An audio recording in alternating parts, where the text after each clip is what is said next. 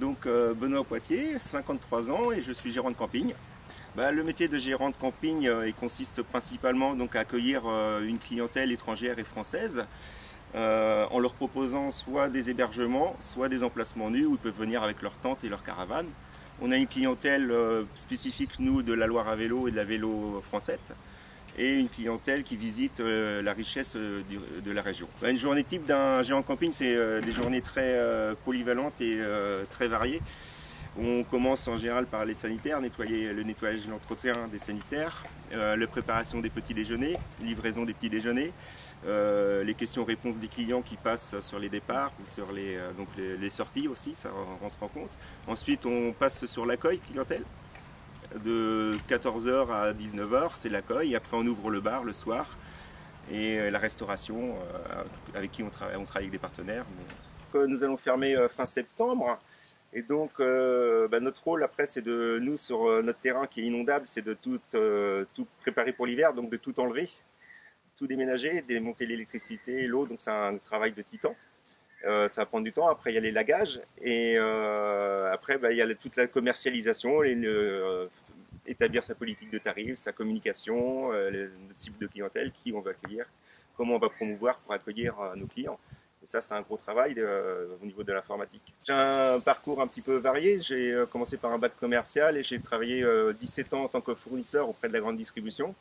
Ensuite, j'ai fait un virement au niveau de ma carrière. Je suis parti dans le loisir, on va dire. J'ai fait une formation dans le tourisme et une formation en tant que maître nageur sauveteur. Au niveau des avantages de mon métier, c'est qu'on est indépendant, donc on est libre de ses choix, de ses décisions. Et moi, je travaille dans un cadre qui est magnifique, au bord de Loire, et ça, c'est super. Tous les jours, je suis émerveillé par la Loire et les levées de soleil, les couchers de soleil. Et puis, il faut aimer l'accueil client, et ça, c'est génial. On a des super rencontres, on partage des bons moments, et ça, c'est l'idéal de notre métier, quoi. Les inconvénients, faut être très disponible. Donc, et puis on travaille 6 mois de l'année à fond avec une très haute saison où là, faut être réactif. On peut se coucher à 23h et se relever à 5h et ça c'est le gros inconvénient. Et puis faut être polyvalent, on est très sollicité, donc on peut être dérangeable à tout moment et c'est pas parce qu'on est à l'accueil qu'il va pas falloir aller réparer un problème de plomberie, un problème d'électricité, un problème voir avec un client qui cherche un médecin. Et donc il y a toujours ces petites touches qui viennent perturber la journée, mais c'est ce qui fait le charme aussi. Les conseils que je donnerais à un jeune qui veut faire ce métier, c'est d'aller à la rencontre des professionnels comme moi, comme mes collègues.